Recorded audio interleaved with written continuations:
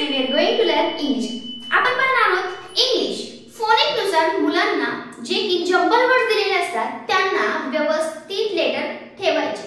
जे काही जंबल केलेले असतात त्यांना अनजंबल करायचे आणि मीनिंगफुल त्यांना वर्ड्स कसा बनवायचा हे शिकणार. या पद्धतीचे त्यांना जे ऑलिम्पियाडचे एग्जाम असतात त्यामध्ये त्यांना क्वेश्चन विचार मग तिथे पण तुम्ही याचा वापर करू शकता. मग यासाठी काय करायला पाहिजे त्या मुलांना फोनिक्स यायला पाहिजे. मग फोनिक्स नुसार ते कसं करू शकतात हेच आज पाहायचंय.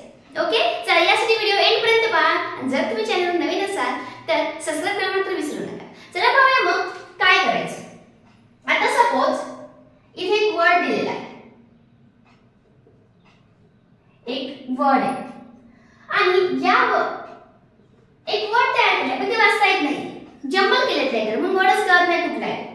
मग या ठिकाणी आपल्याला चार ऑप्शन असतील सपोज किंवा आपण याच्यापासून कुठला वर्ड्स बनवू शकतो. सी सी आणि जर तुम्हाला ऑप्शन दिले तर हे असं थोडेसे वेगळे दिलेले असतात. बी मग आपण या ठिकाणी काय करायचं की या वर्ड्सचे उच्चार पाहिजे. उच्चार तुम्हाला समजून जातं की कशाचा उच्चार वर्ड्स नुसार आलाय कशाचा उच्चार कारण एखाद्या शब्दाचं मीनिंग निघतं का नाही हे तेवढं तुम्हाला समजून येतं. मग उच्चार करायला लावायचे मुलांना. पहा LYCEC लायसस. ओके 9 होते. सेकंड बघा स य क ल. इथे दोन सी दोन आले आणि दोन्ही सी चा उच्चार वेगवेगळा आहे कारण सी चा उच्चार दोन पद्धतीने करतो आपण स म्हणून पण आणि क म्हणून पण. तर त्यामुळे सा य क म्हणजे इथं इकडच्या सी चा उच्चार क म्हणून करायचा आणि इकडच्या सी चा उच्चार स म्हणून करायचा म्हणजे सायकल. परत इथे बघा सकय आणि इथं पण सी चे स इ क ली. ओके अशा पद्धतीने तुम्ही त्यांना उच्चार करायला लावला की त्यांना समजेल.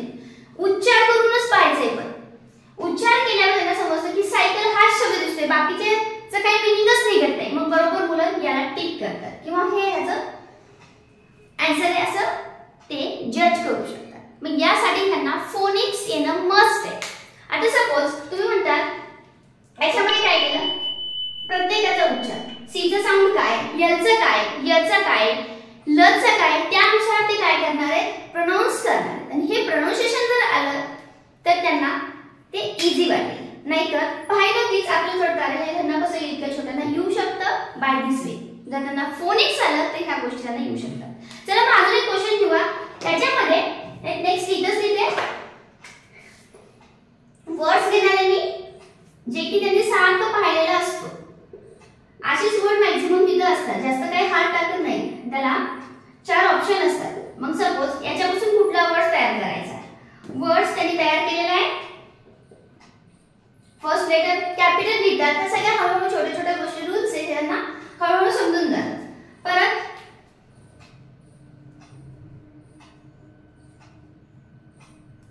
आणि एक लक्षात द्यायचं ह्या पाचही पण लेटर त्यात आले पाहिजे ते मस्ट आहे.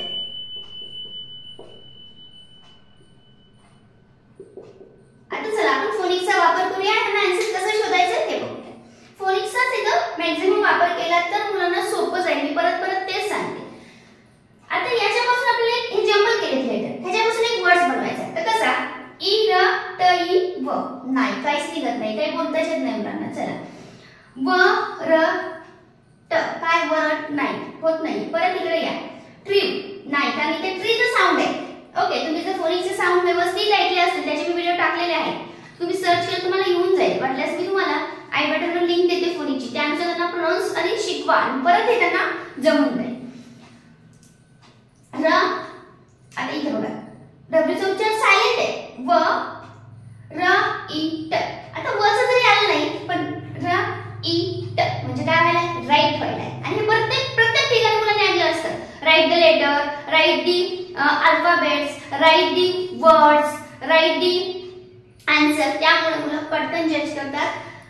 र इ ट म्हणजे हे काय झाले डब्ल्यूचा उच्चार इथं सायलेंट आहे झालं राईट म्हणजे इथं कुठला शब्द येणार आहे आपला याच्यापासून तयार झालेला राईट हा शब्द येईल. याच्यासाठी तुम्हाला फोनिक मस्ट आहे. मी परत परत का सांगते बिकॉज ऑफ अशा यासारखे प्रश्न म्हणजे हेच क्वेश्चन मी फर्स्ट स्टँडर्ड ऑलिम्पियाड मध्ये घेतले आहेत आणि त्यामध्ये मुलांना जेव्हा शिकू लागले तर तेव्हा आम्हाला हे शॉर्ट ट्रिक्स आता प्रत्येक ठिकाणी ह्याचं मीनिंग काय ह्याचं मीनिंग काय मीनिंग निघत नाही जंबल केलेले आहेत ते मग त्यांना कसं सांगायचं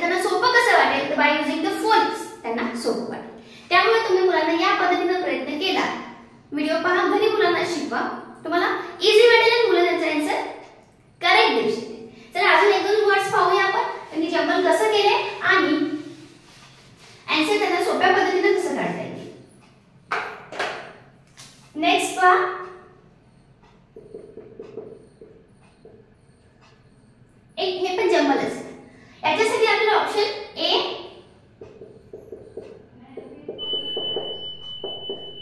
पहा इथे ऑप्शन दिलेले आहेत वेगवेगळे आणि यालाच आपल्याला काय करायचंय कुठलं आहे ऑप्शन करेक्ट. आता तुम्ही लगेच पाहू शकता आणि त्यांना थोडी प्रॅक्टिस केली तर समजून येतं की हो दिस इज द करेक्ट वर्ड्स. मग पहा करेक्ट वर्ड्स कुठला येते. जर त्यांना प्रोनाउन्सिएशन करायला सांगितले की पहा ते प्रोनाउन्स करत राहतात पण प्रोनाउन्सिएशन नुसार ज्या वर्डचं प्रोनाउन्सिएशन व्यवस्थित वाटतं त्याचं मीनिंग येतं त्यानुसारच याचं येतं. ह्या पाहिलं तर याचं मीनिंग तुम्ही करायला हवं मुलांना आणि कमेंट मध्ये नक्की सांगा ऑप्शन काय आहे.